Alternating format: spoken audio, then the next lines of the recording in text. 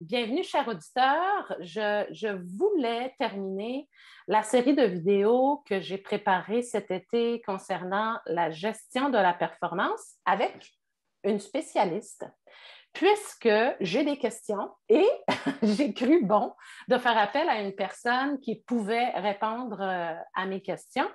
Donc, on le sait, la gestion de la performance est liée à la rémunération et en fait, mettre ces deux choses-là ensemble, donc la gestion de la performance et la rémunération, parfois est contradictoire. Puis là, on verra pourquoi un petit peu plus tard.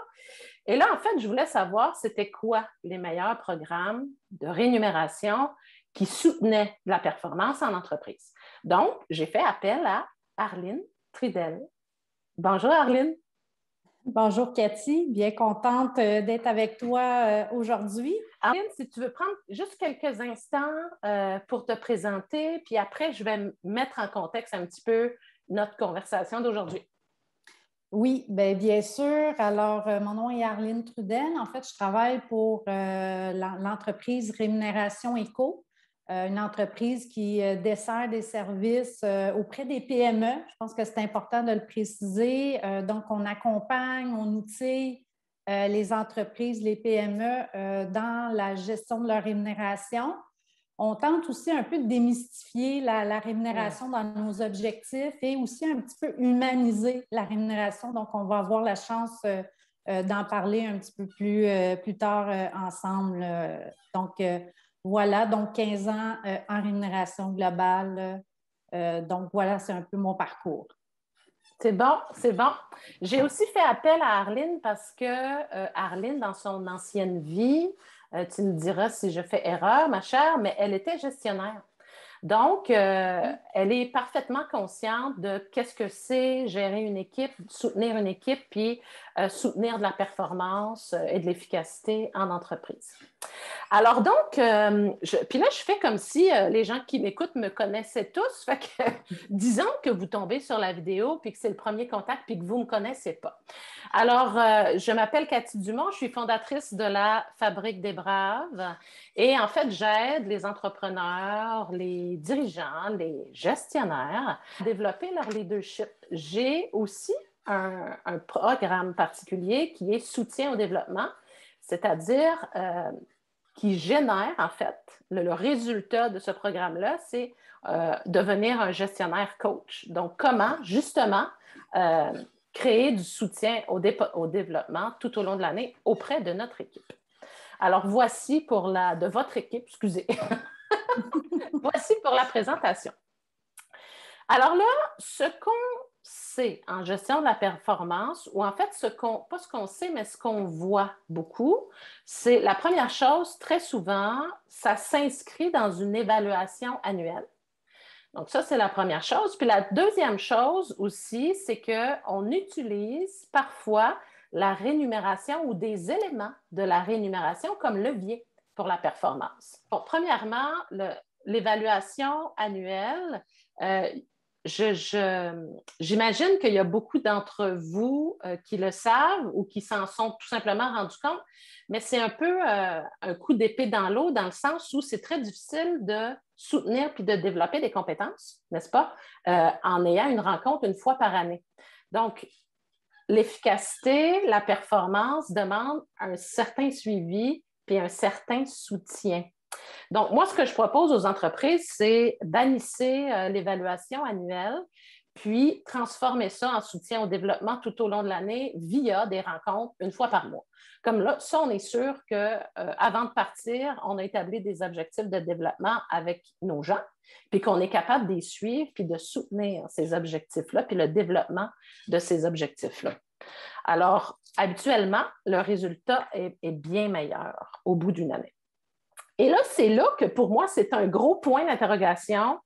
Comment on fait, donc, dans un programme de rémunération pour, en fait, que le programme ne soit pas un bâton dans les roues à la performance et soit plutôt une aide? Parce que ce que la science nous dit, ou en fait les études nous disent beaucoup, très souvent, les leviers qu'on utilise en rémunération pour générer de la performance, ça ne tient pas dans le temps.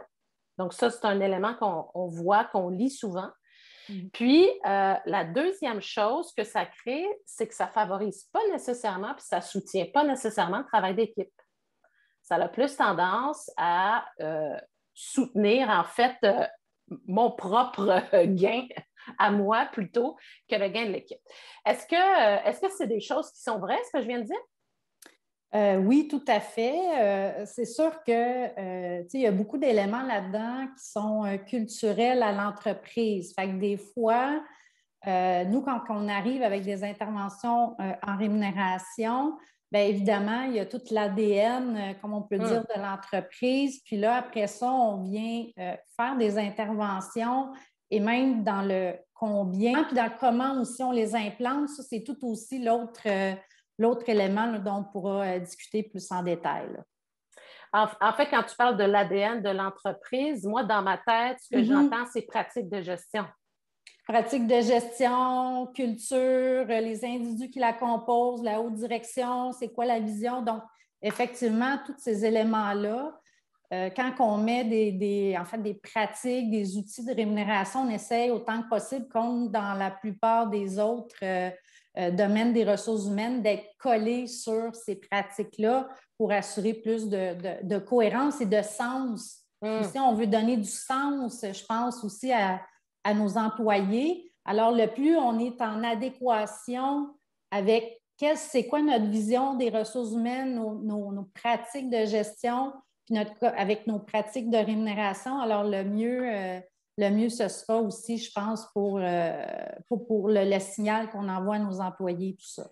Fait que ça m'amène donc à la première question de notre conversation aujourd'hui. C'est quoi les meilleures pratiques en rémunération? Qu'est-ce qui... Fait que là, tu viens de nous dire, l'important, c'est, premièrement, ça prend une base. Bon, oui. Parfait. Sur laquelle on va construire. Fait que là, moi, je suis intéressée par la construction. Par la construction. Dans le fond, c'est sûr que, comme on disait tantôt, le plus on est cohérent avec avec notre culture d'entreprise, le mieux ce sera pour le sens qu'on donne, on le disait tantôt, à nos employés. Mais il ne faut pas oublier que la rémunération, c'est des perceptions. Il faut travailler les perceptions des employés. Alors, ceci étant dit, dans le comment, au-delà on met une bien belle structure en place, on met des politiques, comment on va communiquer l'information? Jusqu'où on va les impliquer? Puis là, il faut regarder, est-ce qu'on est une entreprise de type holocratie ou on a très peu de hiérarchie? On va peut-être les impliquer même dans la façon, en fait, dans l'évaluation des postes dans notre organisation, ne serait-ce que, je dirais, pour démocratiser un petit peu.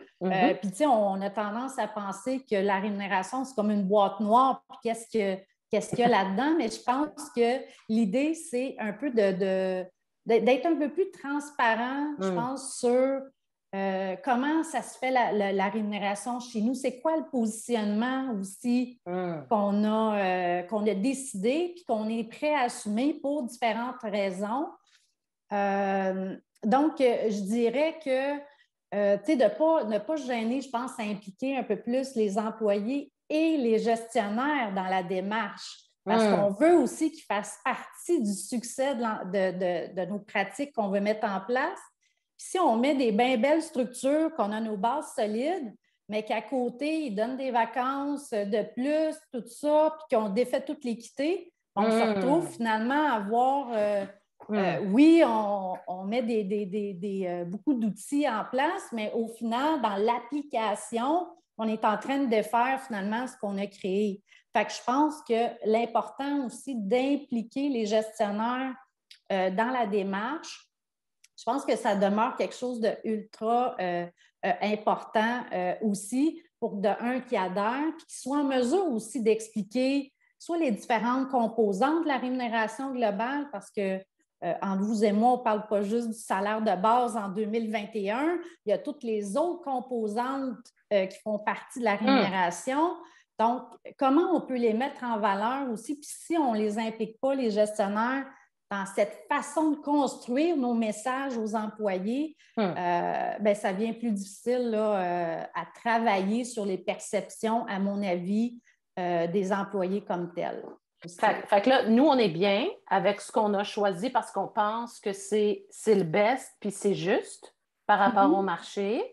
Ouais. Puis là, je t'écoutais, puis dans le fond, il faut établir des règles de qu'est-ce qu'on va parler, jusqu'où on donne des détails, quels détails, malheureusement, on ne pourra pas dire. Puis il y a aussi l'appropriation. Hein, tu sais, quand on met en place des outils, quand on met en place des éléments, ça peut prendre un certain temps, d'une part, avant que les gestionnaires s'approprient tous ces outils-là, puis leur faire sienne, si je peux dire. Alors, tu sais, je vous dirais que souvent, l'élément qu'on remet en perspective, c'est qu'on n'ouvre pas la structure salariale au sens large parce qu'une appropriation qui doit être faite, qui doit se faire. Qui doit se faire du côté des gestionnaires, mais aussi des employés, tu sais, parce que, tu sais, avez-vous beaucoup de gens qui, aujourd'hui, ont une conversation avec leur gestionnaire sur mon niveau de confort par rapport à ma rémunération? Tu sais, ça, c'est le genre de conversation qu'on pourrait avoir de plus en plus avec nos employés. Ça éviterait d'avoir des contre-offres sur la table, de ne pas savoir où est-ce que l'employé se situe par rapport à sa propre rémunération. Alors, tu sais, on parlait tantôt de gestion de la performance, d'avoir ça, disons, plus régulièrement, de façon continue. Mais je pense que la notion aussi de rémunération, non, je ne parle pas de l'évaluation comme telle, c'est le genre de discussion que pourrait très bien avoir un gestionnaire avec ses employés. OK. Justement, pour être plus proactif. Mais encore là, comme on disait, c'est un peu tabou. Les gens sont peut-être mal à l'aise aussi d'aller dans ces terrains-là. Mais je pense que c'est donc comme un muscle. C'est ça. Fait qu'il y a donc, en fait, presque un travail de formation puis de développement à faire auprès du gestionnaire pour que, bon, premièrement, ils comprennent bien là, les règles qui ont été choisies, donc qui font partie de la rémunération, puis ensuite qu'ils soient à l'aise à en discuter. Tout à fait. OK. Pour qu'il y ait justement un niveau de confort, puis qu'après ça, tu sais, quand on sent que quelqu'un est confiant quand il parle de ces éléments-là, bien, ça rassure aussi l'employé. OK, mon gestionnaire est en maîtrise, je vois qu'il comprend bien les rouages, la rémunération, il suit à la game. Puis ça l'évite d'avoir sur la table, là, on voit beaucoup dans le marché des contre-offres, des fois, c'est des 20, des 15 000 de plus. Le gestionnaire arrive avec son émotivité dans tout ça, puis il ne veut pas perdre son employé. Absolument pas. Puis là, ben, c'est là qu'on se dit, OK, c'est bien beau là, tout ce qu'on a développé, les structures, mais comment moi, je peux utiliser ça, puis ne pas répéter ou ne pas subir la pression de ce marché-là pour arriver à défaire finalement ma structure, mes politiques.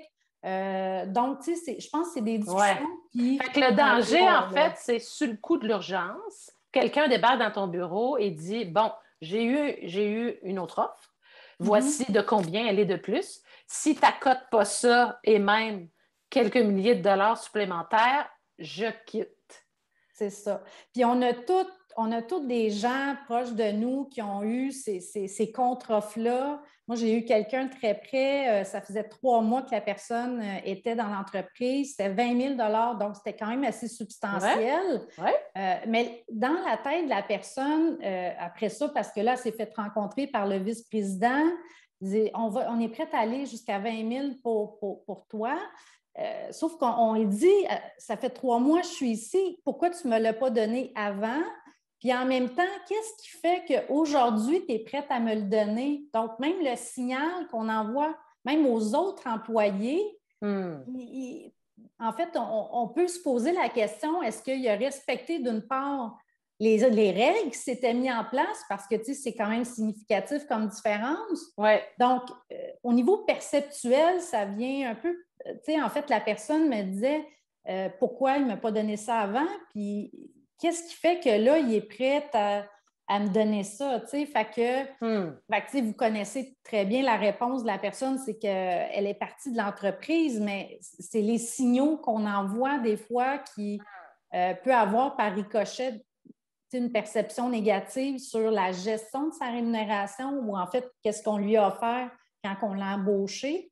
Puis, ultimement, après ça, les problèmes, si la personne serait restée, les problèmes d'iniquité qu'on aurait créés au sein même de l'équipe. Là. Fait que c'est des signaux qui, souvent, sous la pression, quand on n'a pas des pratiques, qu'on ne se tient pas à ces pratiques-là, ça devient plus délicat, là, un peu pour... tu sais, en fait, les perceptions, c'est pas statique, ça se développe dans le temps. Fait que ça aussi, j'ai une question pour toi. Oui. Mettons là que, tu sais, l'histoire que tu viens de raconter, le gestionnaire aurait eu d'autres arguments que le 20 000 de plus. Est-ce que c'est quelque chose qui est considéré du genre? Je donne des exemples. Ouais.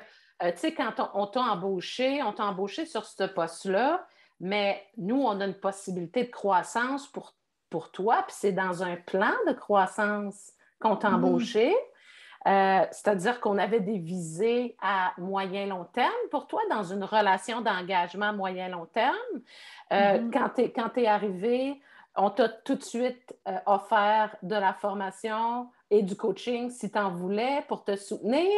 C'est comme, est-ce qu'il y a d'autres leviers de négociation à un moment donné qui pourraient, en fait, qui fait partie là, de ce qu'on appelle la marque employeur là, maintenant, là, ou la culture, pas la marque employeur, mais... Ou l'expérience employée. Oui, puis la culture d'entreprise aussi, qui fait que, tu sais, entre le 20 000 puis une culture d'entreprise qui me fait triper avec des défis qui me fait triper. Puis là, c'est là que j'embarque, moi, dans plus mon dada à moi. Oui. Parce qu'on sait que la motivation, ça s'appuie sur de la valorisation interne, puis que ce qui stimule toute cette affaire-là, tu sais, le niveau d'engagement et tout, c'est la qualité des défis qu'on offre. Et aussi, une portion de liberté qu'on laisse pour que la personne puisse, en fait, qu'elle puisse s'expérimenter puis continuer de se développer, puis avoir la possibilité de prendre des décisions, pas juste faire semblant de prendre des décisions, mais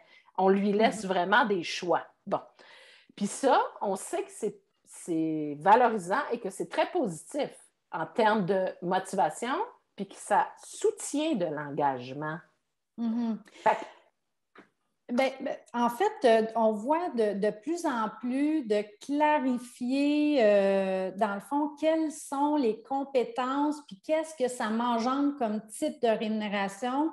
Et je m'explique. C'est que très souvent, on a tendance à penser que pour avoir soit une promotion, des responsabilités additionnelles, pour augmenter son potentiel de rémunération, il faut nécessairement avoir des responsabilités de plus, donc des promotions. Par contre, on parle peut-être moins de l'aspect horizontal. Donc, dans mon rôle, qu'est-ce que je peux développer? Qu'est-ce que ça va m'engendrer aussi en termes de rémunération? Donc, de découper l'espèce d'échelle, là, je m'excuse pour peut-être le terme technique, mais si j'ai un potentiel X pour mon poste, comment je fais pour progresser? Puis, quelle est la rémunération qui est reliée à ces compétences-là que j'acquiers à travers le temps? Donc, moi, je pense que de plus en plus, puis d'ailleurs, c'est intéressant cette question-là parce que j'ai eu une intervention où les questions des employés étaient beaucoup qu'est-ce que je fais pour être promu, pour accéder à un poste additionnel, quand dans le fond, on regardait la population, c'était des gens qui étaient toujours en début d'échelle pour la plupart. Fait que juste le fait de progresser, puis que c'est quoi les règles du jeu? Est-ce que c'est des compétences qu'il faut que j'acquière dans mon rôle? Et si oui, quel type de rémunération ça va engendrer? Ça va engendrer, tu sais. Fait que tout ça est relié, puis c'est clair pour l'employé, ce qu'on s'attend, puis la rémunération qui va être attachée. Donc, je pense que le plus ces messages-là sont clairs et on valorise, je dirais, on revalorise aussi le parcours, je dirais, horizontal dans mon jargon. Exact. Mais tu sais, comment je fais pour progresser? Puis c'est quoi qui me manque? Puis comment le gestionnaire peux m'outiller justement. Puis là, c'est là que tous les fils sont attachés. Puis là, je progresse. Puis après ça, je peux penser à des promotions peut-être dans quelques années, un coup que je suis disons, en pleine maîtrise de mon rôle à ce moment-là.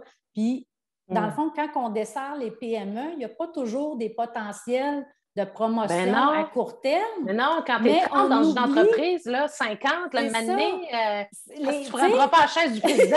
C'est ça. Parce que comment, tu sais, fait que là, je pense que de plus en plus de revaloriser le parcours dans le rôle de l'individu, puis d'acquérir des compétences, ça peut être un message, je pense, qui est d'autant plus intéressant, puis surtout quand on a une population qui est relativement jeune dans nos organisations, qu'on sent qu'ils sont au début de leur plein potentiel dans leur rôle. Exact. Je pense, mais encore là, il faut que l'aspect rémunération qui est rattaché soit clair. Soit aussi, j'imagine, cohérent. J'adore ce que tu dis parce que, premièrement, pour 2 raisons. La première, c'est en fait ce que tu viens d'expliquer, c'est à quoi ça sert le soutien au développement. Fait que c'est ta fameuse ligne horizontale.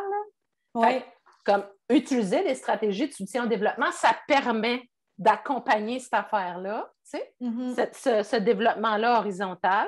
Puis là, ben, si en plus, il est approuvé puis il fait du sens avec la rémunération, c'est génial.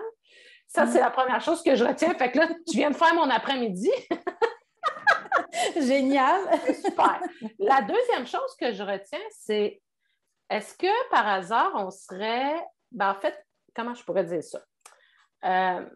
On aurait besoin de quitter le mythe que pour augmenter de salaire ou augmenter de responsabilité ou avoir plus de fun dans une job, il faut absolument monter la hiérarchie, accéder au poste supérieur.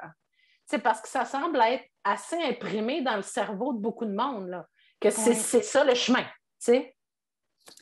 C'est ça, effectivement. Mais c'est que je pense que plus aussi on va permettre le développement de l'individu dans son propre rôle et on va communiquer, travailler sur ces perceptions-là, le mieux, on va se donner des outils. Mais là, pour être là, il faut que je sois transparent sur le potentiel aussi de rémunération que je peux aller chercher parce que moi, si demain matin, je me dis, c'est bien beau ça, Arline, mais tes compétences, ça va me donner quoi, tu sais? Fait que, tu sais, j'outille, je développe les compétences, mais je suis transparent aussi sur c'est quoi mon potentiel de rémunération si je développe mes compétences, mettons le step, mettons la zone 2 ou la zone 3, ça va me donner quoi pour moi, tu sais? Fait que, je pense que l'élément de transparence, on en a parlé d'entrée de jeu, puis d'impliquer aussi les gestionnaires, ça doit faire partie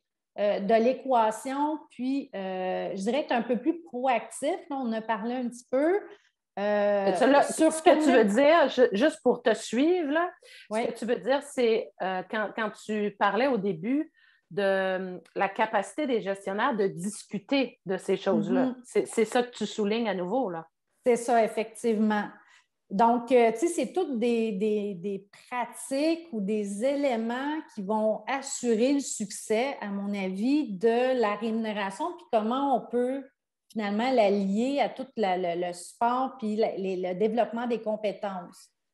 Donc, puis tu sais, de plus en plus, on le voit dans les organisations, on essaie de distancer, peut-être moins dans les entreprises syndiquées, mais de mettre de plus en plus la notion de compétence et le développement de ces compétences-là en lien avec la rémunération. C'est vrai que la partie performance, dans certains cas, on la met aussi, mais dans certains cas, on va plus parler de la rémunération variable rattachée à cette performance-là, parce qu'évidemment, le salaire te suit année après année, ce qui est l'acquisition de compétences, tandis qu'une performance, c'est momentané dans la dernière année. Exact. On va plus utiliser le levier, dans certains cas, de la rémunération variable pour cet élément de performance-là. Puis l'aspect des compétences, qui est l'acquisition, puis le développement, puis la contribution, évidemment, à l'entreprise. Là, cette partie-là, on va plus la lier souvent au salaire. On tend à voir un petit peu plus, là, c'est se dessiner là, dans le marché, là, ce type de pratique-là davantage. Intéressant. Alors, ça veut donc dire qu'une entreprise qui décide, par exemple, de s'intéresser à un programme de gestion de la performance, presque inévitablement, il va s'intéresser à travailler sa rémunération. Tout à fait. Parce que, tu sais, je crois que l'un ne va pas sans l'autre. Exact. Puis quand on parle d'acquérir des compétences et tout ça, puis de développer mes gens à l'intérieur de mon organisation, bien nécessairement la partie salariale qui est rattachée. Par contre, on se rend compte que de mettre en place une politique, de mettre des critères clairs, de faire des profils, de développer c'est quoi les compétences, ça, c'est tout le travail qu'on fait avec ce qu'on met en place, au-delà de penser de mettre seulement la structure, si je peux dire, avec le cadre, mais comment ça vit ça aussi dans le temps, puis comment ça peut faire du sens pour nos employés, nos gestionnaires là, au quotidien. Les entreprises de plus en plus vont vers ça. Ouais. Mais là, c'est comment on y amène notre propre saveur, comment on le met en place à travers nos gestionnaires. Est-ce qu'on implique nos employés? À quel moment? Est-ce qu'on les sent? Donc, c'est tous des éléments qu'on voit de plus en plus pour justement aider cette expérience employée-là puis d'humaniser un petit peu plus la rémunération, finalement. Exact. Puis là, ça prend des gestionnaires bien équipés pour faire ce job-là. Ça prend des gestionnaires à l'aise, qui comprennent bien la structure puis qui sont capables de la défendre, qui sont capables de naviguer avec puis de la considérer dans leur coaching, finalement, dans leur gestion auprès de leurs employés. Puis la même chose, ça prend un gestionnaire qui est capable de soutenir le développement de quelqu'un. Tout à fait. Des éléments ambitieux, là. Ouais. Mais, moi, j'aime ça, l'ambition. C'est des éléments, oui. On aime ça. Mais c'est des éléments ambitieux, mais en même temps, je pense que c'est comme un muscle. Plus on va travailler ça avec de manière proactive, le plus on va éviter la contre-offre que je vous ai parlé, l'exemple tantôt. Là, c'est pas moi que tu vous vois, hein? C'est parce qu'il y a beaucoup de monde qui écoute, hein? Tout à fait. OK, d'accord. Merci, Arlène. Donc, le plus on va éviter, dans le fond, ce type de situation-là, de survenir, là, si on met sur la table puis on est de plus en plus présent au niveau de la rémunération avec nos employés. Fait que finalement, il y a comme un truc qui circule beaucoup qui est souvent on quitte une job à cause de notre boss. Fait que là, dans le fond, toi, ce que tu dis, c'est non, non, non, non. Tu vas rester à cause de ton boss. Oui, c'est ça. On vit la machine à l'envers, là, tu sais. Tout à fait. Fait que nous autres, là, on scrape les mythes, puis on en fait des nouveaux. Oui, voilà. Puis on retient notre monde. Exact, puis, on assure aussi une équité dans l'ensemble de notre équipe et même de l'organisation. Fait que je retiens, effectivement, on peut soutenir de la performance grâce à un programme de rémunération qui a été réfléchi et qui est appliqué. Je retiens qu'il y a une grosse job de communication à faire, donc autant auprès des employés qu'avec les gestionnaires. Je retiens qu'il y a de plus en plus de consultations puis d'implications dans la création puis la création de la structure de rémunération, carrément. Ouais. Ça, c'est très cool parce que là, à ce moment-là, moi, la cloche que ça me sonne, ça veut dire qu'on va se poser des questions sur des éléments essentiels, puis on va se les poser ensemble. Tout à fait. Je retiens que ça crée beaucoup de cohérence. Puis que ça fait du sens. C'est ça. Ce qui est le plus important, quand on travaille en rémunération, c'est très perceptuel, c'est sensible. Fait qu'il faut travailler, je pense, ces messages-là, les signaux qu'on envoie à nos employés pour nous assurer qu'on est équitable, qu'on supporte aussi. Voici ce qui est rattaché. Fait pour moi, c'est améliorer finalement au sens large l'expérience employée quotidiennement. Absolument. Hein? Ah! Hey! Hey! Non, mais je suis vraiment contente parce que, tu sais, c'est pas la première fois qu'on se parle, là. Puis, tu sais, Ah on oui, avait discuté, là, à bâton rompu, puis on oui, avait mis nos deux sujets un à côté de l'autre, puis on les avait un peu brassés. Mais oui. je suis tellement contente parce que là, c'est tellement clair dans ma tête. Ah, Que, mon Dieu Seigneur, mais c'est fait pour se marier, ça, ben oui, ils sont deux-là. indispensables Mais l'un ma l'autre. grosse question, c'est est-ce que dans beaucoup d'entreprises, le mariage a eu lieu? C'est ma grosse question. Oh, je pense qu'il y a en fait, il y a encore beaucoup de chemin à Hein? faire. J'ai Ouais. l'impression, hein? Oui, il y a beaucoup de chemin à faire. Ceci dit, il y a des percées. Tu sais, on voit qu'il y a des pratiques de plus en plus qui se mettent en place au niveau de la transparence, par exemple. On tend à impliquer un peu plus les employés, les gestionnaires. Mais c'est sûr que tu sais, l'ensemble de l'œuvre qu'on a parlé aujourd'hui, tu sais, je pense qu'il y a encore du chemin à faire avant d'atteindre cette quête-là de tous les ingrédients qu'on a parlé là, pour s'assurer que, dans le fond, ce mariage-là, il est solide, puis on est Exact, consolidé dans chacune de nos pratiques. Là, exact, mm. exact. Sauf que, mettons qu'on conclut notre conversation, c'est pas mal la recette du succès, là. Oui, tout à fait. Je suis persuadée que ça va passer par pas mal de ces bonnes pratiques-là pour s'assurer qu'on travaille avec nos employés pour donner du sens à leur rémunération, mais aussi à ce qu'ils contribuent en tant Exact, que personne à l'organisation. Là, tu sais. exact. Oui, tout à Ah! fait. Moi, si ça soutient du sens, puis que c'est cohérent, c'est T'achètes. comme, non, mais, si on veut démobiliser quelqu'un, si on veut démotiver quelqu'un, fait pas de sens. Tu sais, occupe-toi que les choses que tu dis et les choses que tu fais vont pas ensemble. Tu sais, occupe-toi de pas faire de sens. Puis c'est comme tu vas ramer tout seul dans ta chaloupe, tu sais, C'est ça, c'est ça. clairement. C'est merveilleux. Je te Bon, remercie. merci à toi pour l'invitation. J'ai beaucoup apprécié mon expérience. Ben oui, Notre hein? discussion. Ben oui, absolument. C'est Oui, comme la première fois là, oui, que tu vas te c'est ça. pitcher sur le web, toi, là. Oui, voilà.